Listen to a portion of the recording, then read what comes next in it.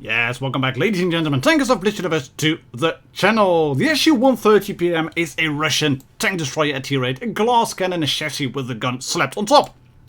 And this is his rival, the Skorpion G, a German tier 8 tank destroyer, a chassis with a gun slapped on top. Which one is the best? Let's compare them in today's video.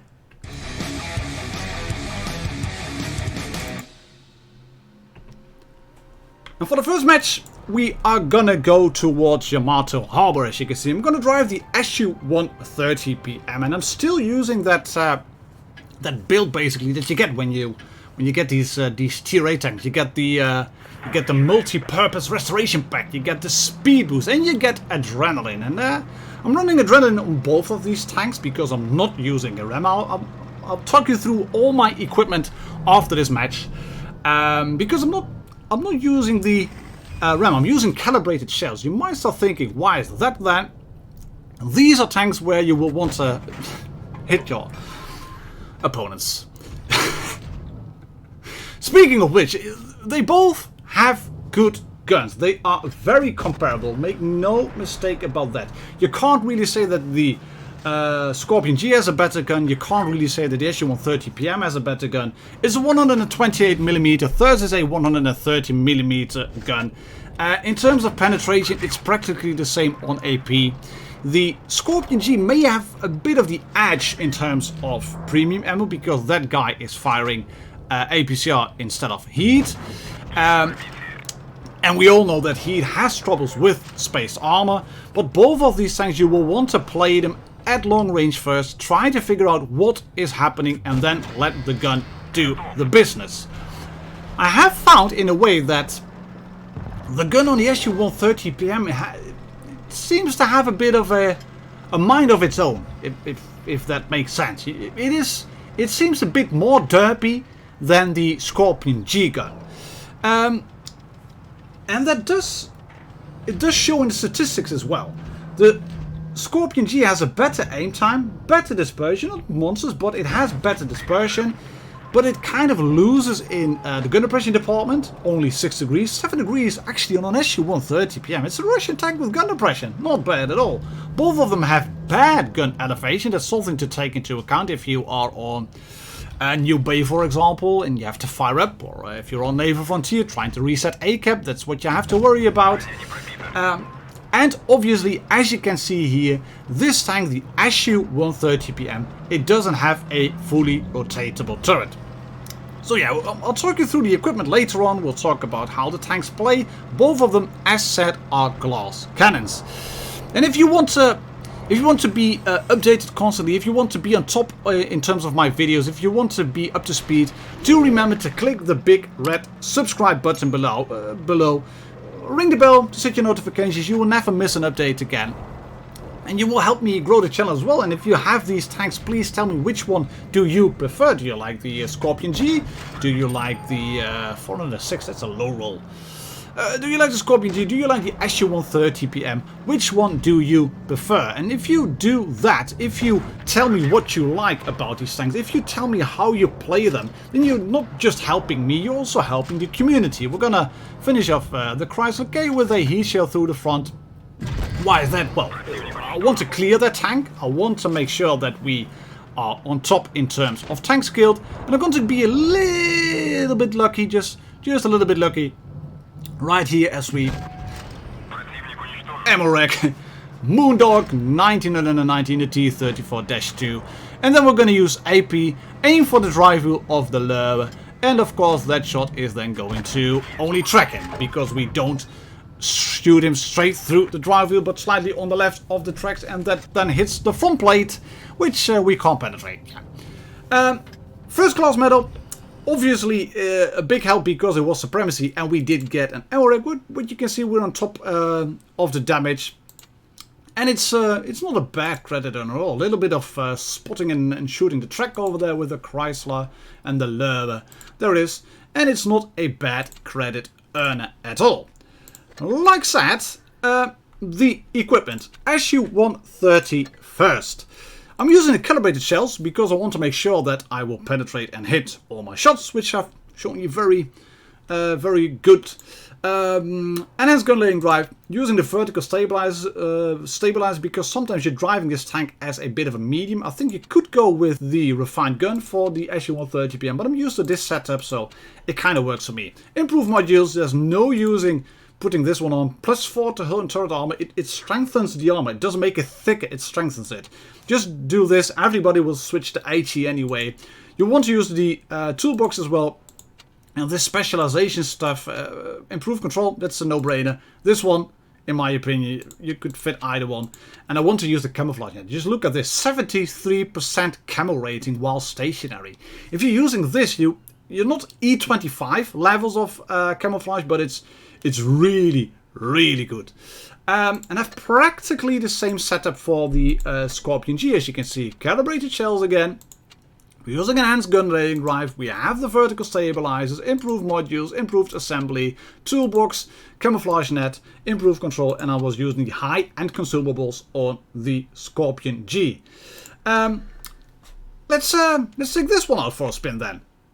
Let's take this one out for a spin. We're going to use the Skorpion G here in a bit more of an aggressive fashion. This is a match, as you can see, supremacy again, and we are top tier. We are obviously on Alpenstadt.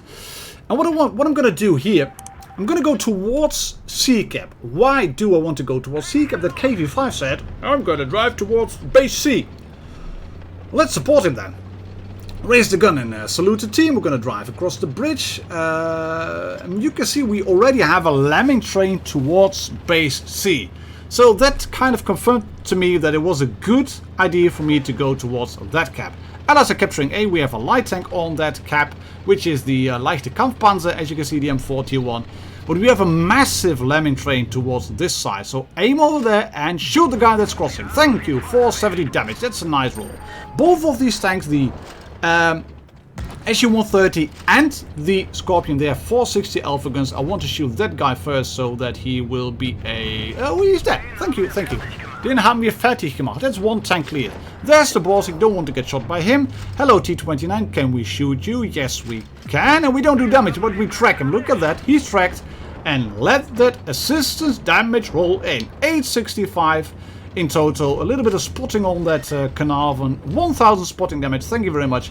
And we're just going to go slowly, slowly forward. We've been shot twice by the T-29 and by the Comet, I think, who's behind us.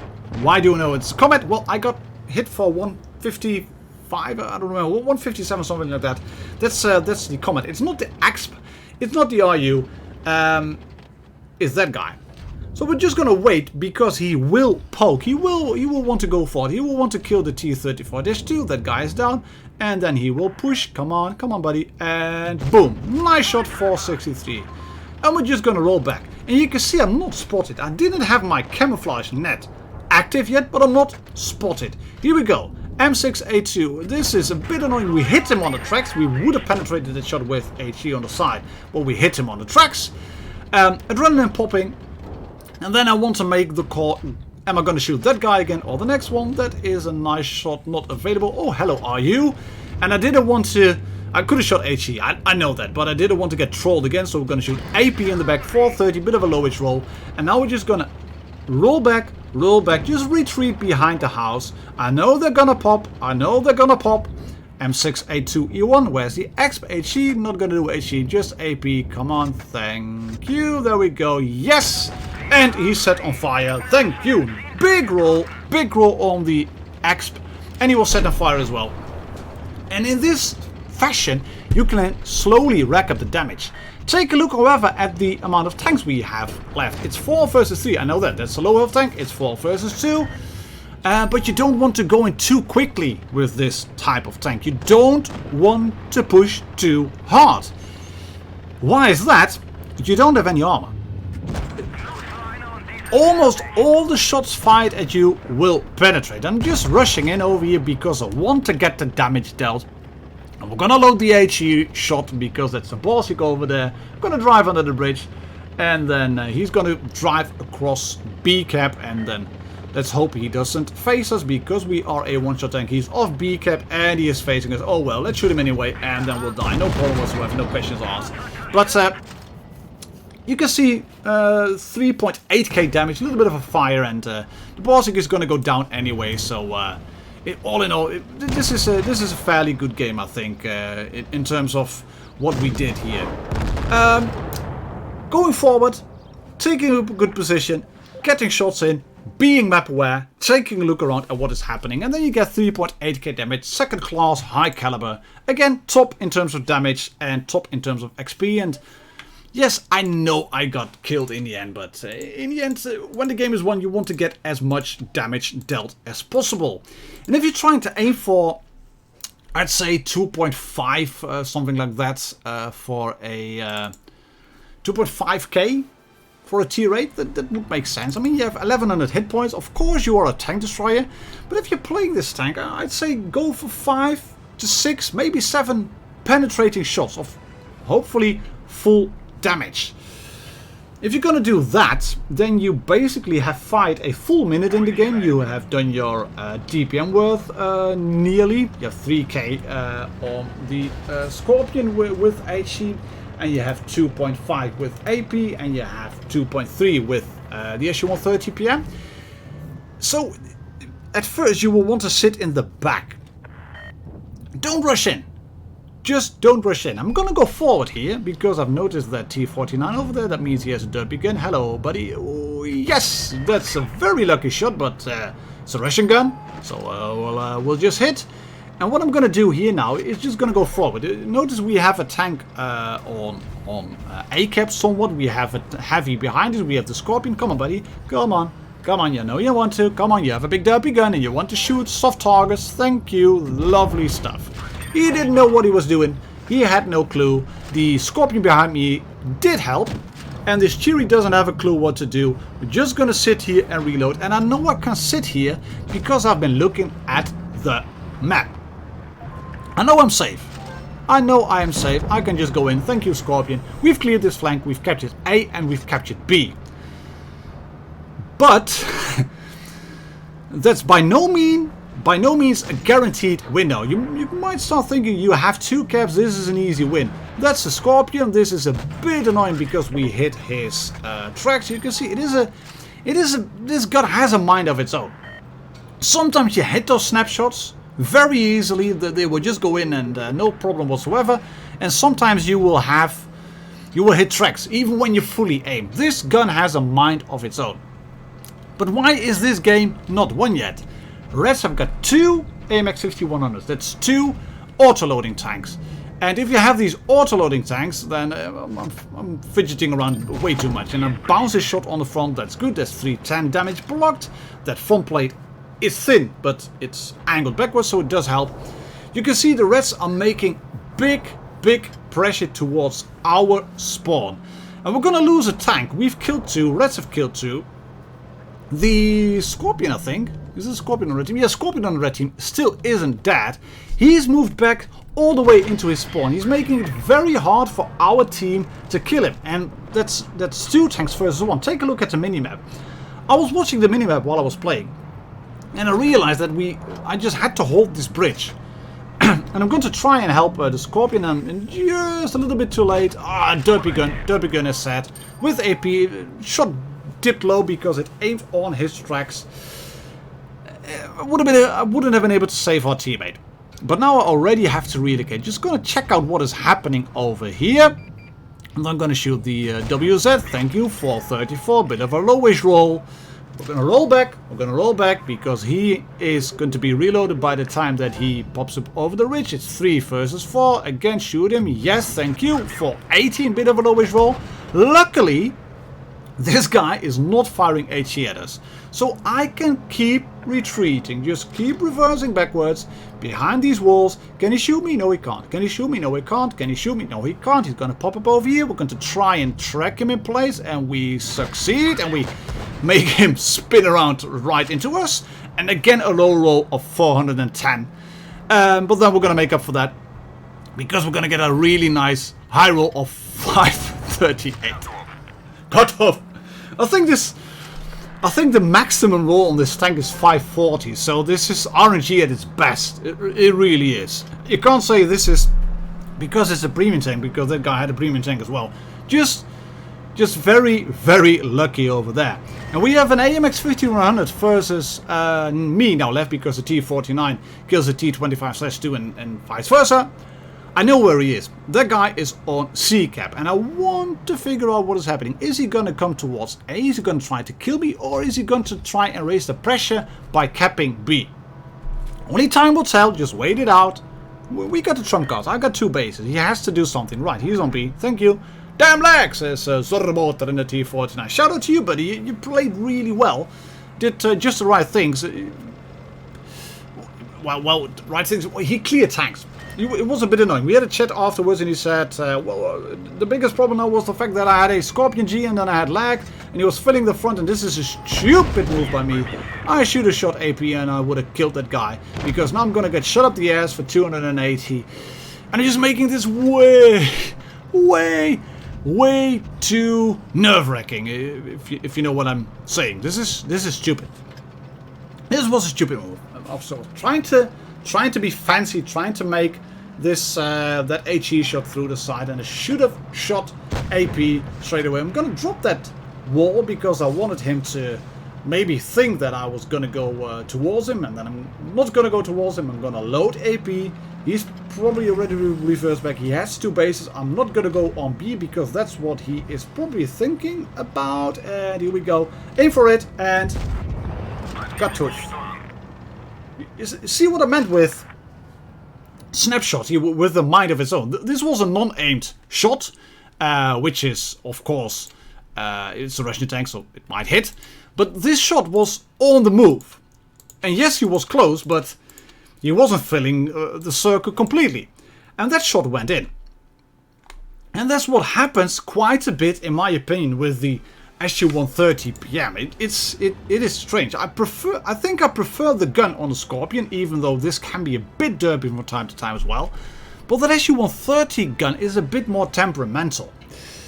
What does it then have that the Skorpion doesn't have? Well, the Skorpion has one major thing that a major edge, a major advantage over the SU-130, and that's the turret. This turret is fully rotatable. What are you doing, guys?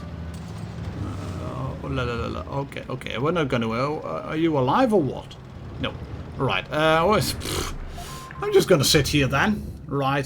Just wait it out. This team doesn't know what to do apparently.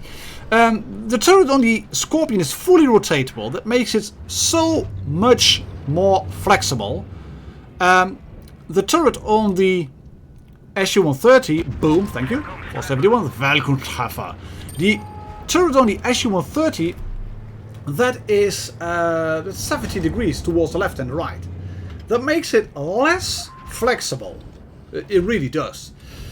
But the trade-off for that flexibility of having a fully traversable turret with this tank is the fact that you have a worse camo rating. I've explained that this tank is taller than the SU-130PM. But the camo rating also means that you have to be a little bit more conservative with your hit points. I'm going to be really conservative in this game. I'm going to go forward, I'm going to go up, because I've noticed the other flanker has fallen already, or is about to fall. You can see that. Mr. Max kills MTNDR in the IS-5. Town has fallen. We have the bridge. I'm going to be very conservative. We're going to shoot that guy because this is a direct hit. Doesn't show up yet, we don't get a ribbon, but we didn't see a shell burst, so that's a direct hit. And now we can see that we hit him for quite a nice roll actually. He's on 493, if we get a high roll we might be able to kill him. But I have to be very, very careful here. ISU-130 on 130, ISU-152 can really hurt you.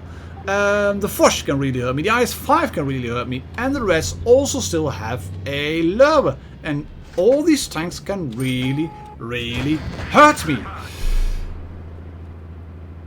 And you might still thinking, Martin, rush in, get the damage dealt. Well, that's a full health IS-5. That's the Foch, and I didn't know where the lower was. Oh, there's the lower. Good. We know where all 3 tanks are. But my team doesn't have the high ground. So I want to wait here. I want to wait until any of the enemies is going to make a mistake. And this IS-5 is thinking about pushing. And he is going to go forward, and we don't have a shot yet. No, we don't have a shot, and he spotted me. Oh, screw it, I'm spotted. I'm going to roll back.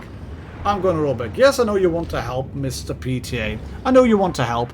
And the T-92E1 doesn't really know what to do. He's at 147 hit points left. We will probably have a shot on the Lurber now. Yes, we do. There we go. Thank you. 446. Nog 130, you know, by not by a long shot. Not by a long shot. We need 2 shots to kill him. So let's try to do that. The PTA is dead now. That's a kamikaze medal for the Lurber. Can we shoot that guy? No, we can't. Can we shoot the IS-5? No, we can't. Can we shoot the Fush? No, we can't. Can we shoot the Lurber? Yes, we can. There we go. Thank you. And this is what I meant with the snappiness of the gun. This gun, in my opinion, the gun on the Skorpion, it seems to hit just a little bit better. And this is lucky. I only noticed this now in the replay, that the shot of the IS-5 went over my head. But you can see we managed to track the Fush now. We're on 3k damage. We're gonna load APCR because I want to push through his front plate. There we go. We've cleared him now. And I'm full health. Take a look at what's going to happen now. It's 2 versus 1. I know that, but take a look at what's going to happen. AP, we're going to shoot him once. Thank you for 97. Really good roll. And he's going to load HE. Boom! Straight in the face. 616 health. Half health gone from a 122mm IS-5 gun. If I had been reckless, we would have lost. But now I got a first class and a high caliber for 4k damage. As you can see, we're again top in terms of damage, top in terms of XP. GG to God of War TR in the T-92E1. And then back to the tanks, to the verdict. What tank is the best one? Is it the Skorpion? Is it the SU-130? Well, in terms of mobility, for me, it's a Skorpion. Top speed, it's the same.